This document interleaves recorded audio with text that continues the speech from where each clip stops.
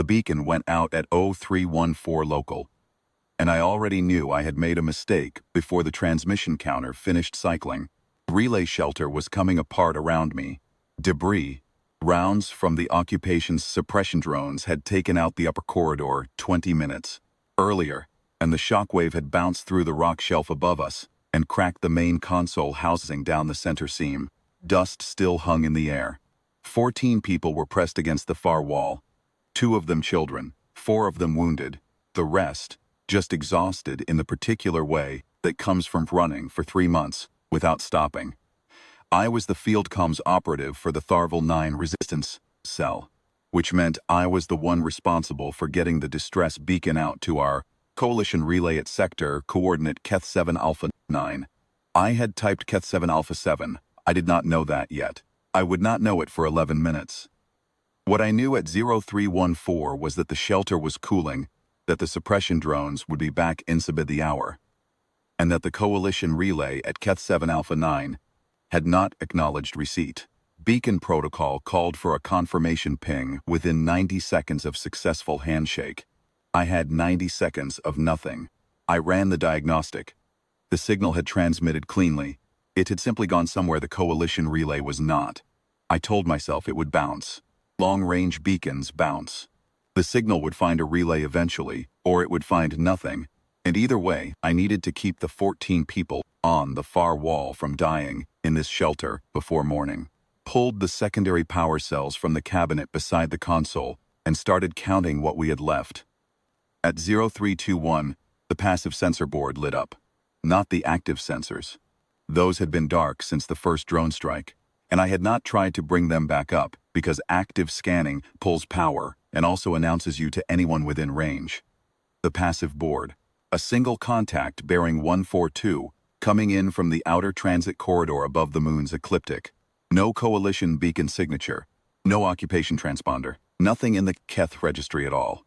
I stared at it for a long moment. Then I woke Davin, who was the closest thing we had to a military commander left, and pointed at the screen without saying anything. She looked at it. She looked at me. She said, "What is that?" I said I had no idea. The contact decelerated hard at the edge of the moon's gravity envelope and went into a slow parking approach, not a combat run, not a retrieval and leave sprint, but the kind of careful come to rest that says the pilot has done this before and is in a hurry about it. Whatever it was not alarmed. Whatever it was also not the coalition. At 0325, 11 minutes after I fired the beacon, it put a comm request on the standard distress response channel, not the Keth military channel, not the occupation's frequency. The open distress response channel, the one the emergency protocols say you leave listening even if you go dark on. Everything else size. I had left it listening. That was the only reason I heard it at all. I opened the line. Following it back was speaking a language I did not know. And then there was a half-second pause, and it switched, haltingly, to Galactic Standard, the old interspecies trade pidgin, not the modern coalition dialect, but close enough to follow. This is Patrol Frigate Meridian Cross, Earth Outer Transit Authority. We received a distress beacon on this coordinate, bearing approximately 7 minutes ago. We are at your position. Do you require assistance? It was not a question. The flat delivery made that clear. It was a statement of what was already true. They were here. They had received something. They were asking for a status update. The same way you ask a colleague to confirm what you already know. There was no drama in it. There was no hesitation. There was just the calm of someone who has done the paperwork for this kind of situation before. I said, in Galactic Standard, that we had 14 survivors, 4 wounded, suppression drones expected to return within the hour, no coalition response to our distress call. There was a pause of maybe 3 seconds. Understood. We are deploying a ground team. Secure your people at your current position. We will handle the drone suppression. I did not ask what that meant. I did not ask how. I turned around and told the 14 people against the wall to stay where they were. And then I watched the passive sensor board because there was nothing else to do. The suppression drones came back at 0341. There were 4 of them, which was more than the shelter's emergency countermeasures could have managed, even if they had been functioning. I watched them approach on the board, and I will admit, that I closed my eyes for a moment. When I opened them, the 4 contacts were gone.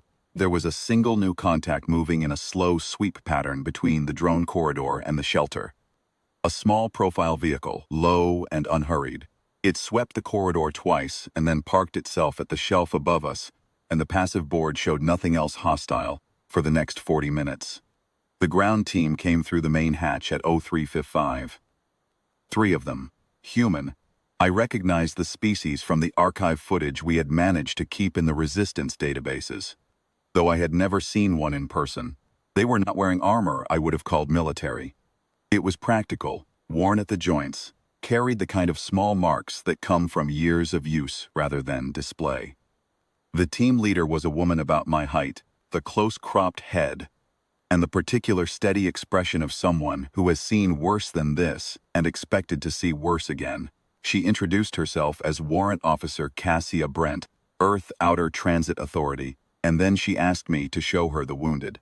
She did not ask what the war was about. She did not ask which side we were on. She did not ask who owned this moon or what the legal status of our resistance cell was under whatever treaty framework her government might or might not have with the occupation. She looked at the 4 wounded, told the medic beside her, a young man who moved very fast and did not waste words, what she needed, and got to work. At 0412 she came and sat beside me at the console. Beacon came in on a frequency we monitor for legacy emergency traffic, she said.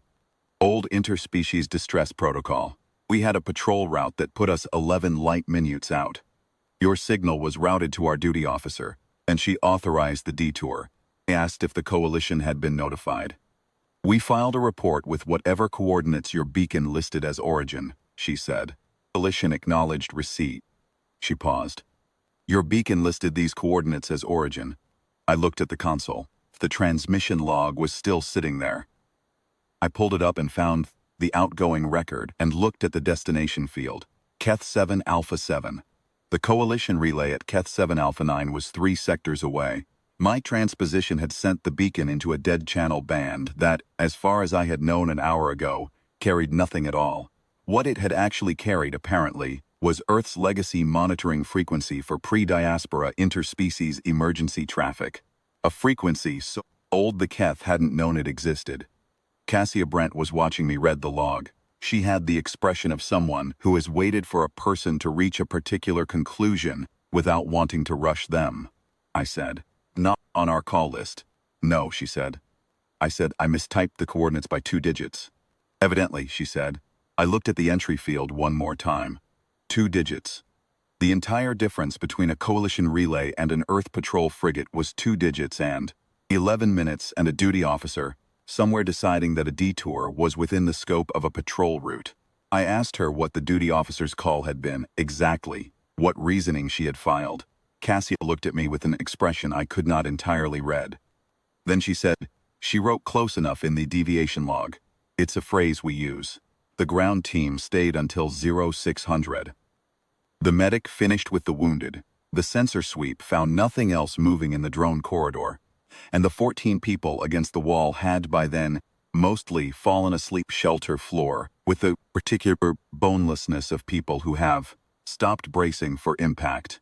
At 0600, Cassia Brent shook my hand, an earth gesture I returned badly, and the 3 of them walked back out the main hatch. I watched the Meridian Cross lift on the passive board.